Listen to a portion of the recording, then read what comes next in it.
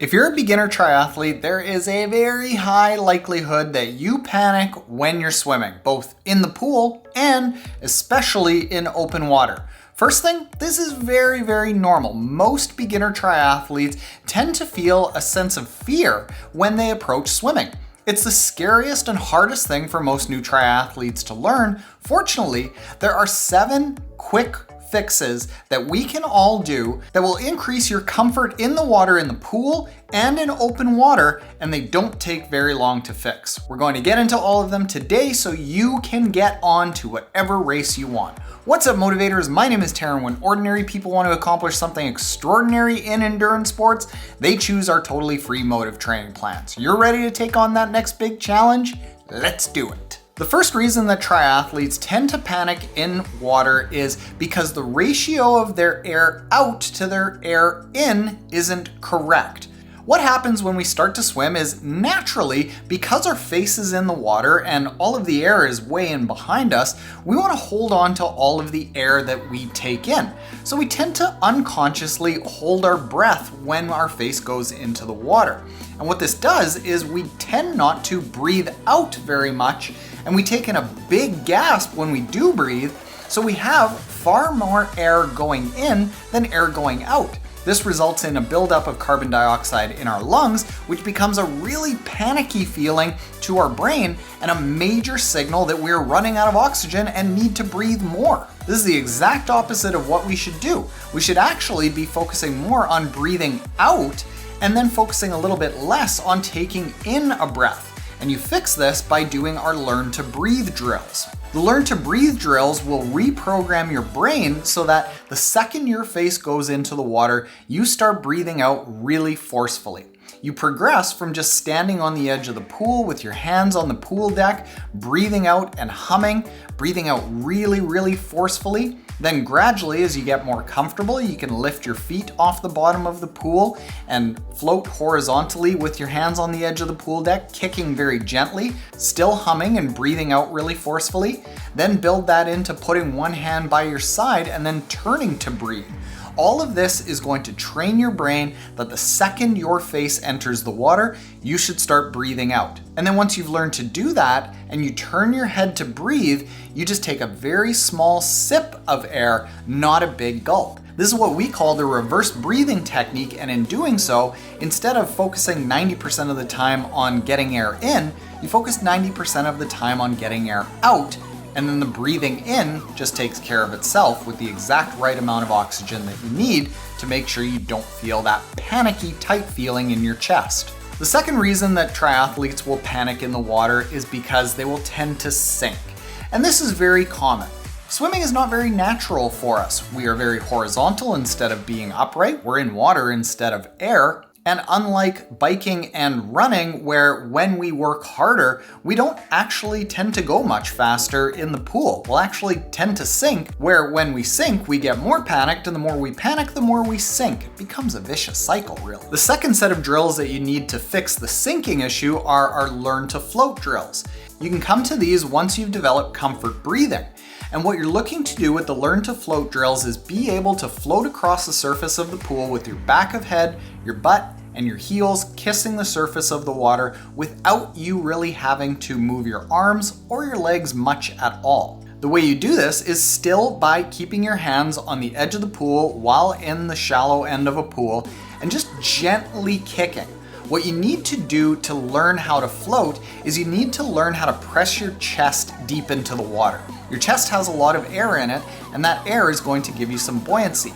And by pressing your chest deep into the water and then gently activating your core, you're going to seesaw your legs up close to the surface of the water. This is very counterintuitive though, so we have to work on drills where we are in a controlled scenario, being the shallow end of the pool, with your hands on the edge of the pool deck, so that we can get comfortable with that feeling of pressing our chest deep into the water. After you do this, you move on to kick drills, where you start with a snorkel, a kickboard outstretched way over top of your head, and a set of fins where you're focusing on the back of the head, butt, and heels at the surface of the water. As you progress and get more comfortable, you gradually take away the kickboard and then you might take away the fins, and then you might add the fins back in but take away the snorkel and force yourself to turn to rotate and breathe. Eventually getting yourself to being able to just kick across the surface of the water with the back of the head, your butt cheeks and heels kissing the surface of the water with only a snorkel. The third tip is more equipment focused, and the reason that beginner triathletes might panic when they get into open water is because their wetsuit is too tight. A lot of triathletes will answer this by getting a wetsuit that is a little bit roomier, but that's not what you want to do because this creates a lot of drag. You actually want a wetsuit to fit fairly tight, but instead of getting a wetsuit that's a little bit roomy, how you make sure that the wetsuit doesn't constrict your chest, giving you that panic feeling, is by getting it wet. Getting it wet will actually allow it to stretch a little bit and actually learn to breathe and move a little bit better. And the best way to get it wet is actually to swim in it at least 6 times before the start of your race. 6 times is good because it's going to really get nice and loose and pliable while you're swimming in it. And more than anything, it's going to teach you how to be comfortable in that wetsuit. The fourth reason that triathletes might panic on race day is due to the cold water shock. When we have that initial response where we go into the water and it's cold, our body is going to sense danger. So it's going to start sending panic responses to our brain. There's 2 things that you can do to eliminate this. First is by keeping yourself warm before the race so that you're not shivering and you're not tense and you're not constricting your body by holding yourself tight. And the way that you do this is by putting on your wetsuit much earlier than the actual start of the race, and then pouring warm water from a thermos down the wetsuit so that it feels like you've got a full body hug. That warm water is going to stay really warm for a long time. And it's going to keep you nice and comfy, getting you to the start line without being primed to panic. The second thing that you want to do is to get rid of that cold water shock response before the start of the race. So despite what race organizers or officials that are standing around might tell you, you can go down to the edge of the water at the swim and splash some water on your face and get some water down your wetsuit so you can get rid of that first shock response before the actual race starts. Go back, put some more warm water from the thermos down your wetsuit, and you'll be a lot better off when you dive into that water for the start of the race. The fifth thing is what people would commonly associate as the major problem with triathlon swimming, and it's being uncomfortable with the human washing machine of all of those people around. This is something that can be really easily fixed with the pool swimming that you do leading up to the race. If you have other people that you swim with, practice swimming and rubbing up against each other, whack each other's toes. Start off at the very same time and commit to bumping into each other. And the more you do it, the more comfortable you're going to be with it. But that said, when you get into a race, it's still going to feel a little bit uncomfortable to get knocked around in open water. So what I would recommend, even if you've practiced all of this rubbing technique in the pool, is to swim way off to the side of the start line of a swim and take a long tangent away from all the chaos of the main corner of the swim start. Now you might say, aren't I going to be swimming a lot longer? It's really only going to amount to a few meters longer, and you're going to be able to swim steadily without freaking out. As long as you sight, you're going to be swimming in a straight line and not getting knocked about by people, so you can have an actual borderline enjoyable race. The second to last thing is swimming too fast. Triathletes are very guilty of getting hyped up at the very start of a race, and then when the gun goes off, everyone starts hammering it out in the swim. And this isn't for us mortals. This is for the absolute elite previous swim champions out there who did speed swimming as kids, and when they work harder, they actually go faster. I'm sorry, but us age group athletes, if we work harder, we actually probably go slower because we get less efficient. So not only is working really hard giving us that major fight or flight response and leading to a high likelihood of panic, it's also probably going to tire us out for the rest of the race. There are 2 ways to deal with this. The first is to consider the swim mandatory transportation to the start of the race. Think of it like walking to the actual start of the race, which starts in transition 1. And if you think of it that way as like a slightly brisk walk, you're going to pace yourself much better.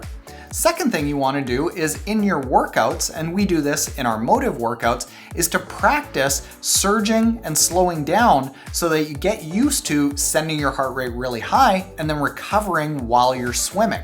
So we'll have a lot of swim workouts where we'll say to go out at race takeout effort and really get that heart rate high, and then without even taking a break, settle into a more steady pace of swimming.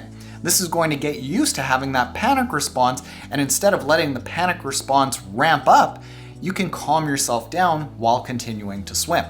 The seventh and final thing is very straightforward. It might just be that you are scared of open water. Hey, look, I get it. I was terrified of the water in my teens, in my 20s, in my first 2 years of doing triathlon. I was scared, like outright scared, thought that the Loch Ness Monster was coming at me from the depths of the 6-foot deep lake that I was swimming in. I'm not kidding. But I got over it, and here's how you can too. You just need to do open water swimming a lot. Now, before you just go and start open water swimming out in the middle of nowhere, there are a few things that you should do. The first is that you should swim with a safety swim bubble. And that safety swim bubble is going to keep you very visible to boats and kayakers and people on shore that are going to know that you're there. It's also going to allow you to hold on to that swim bubble if you ever freak out. You also don't want to just go out into the deep blue ocean, because if you have a panic response in that open water, you might actually be ingraining that panic response deeper and deeper into your brain. So instead of doing that, do your first several open water swims in shallow, clear water along the shore.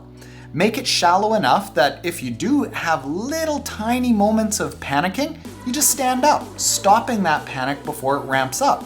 And I find that when it's clear, you actually feel a lot more safe, because if it's clear and shallow, you can see the bottom and you know that you're in a very controlled situation. Do all of those things and I guarantee that you can be an amazing open water swimmer.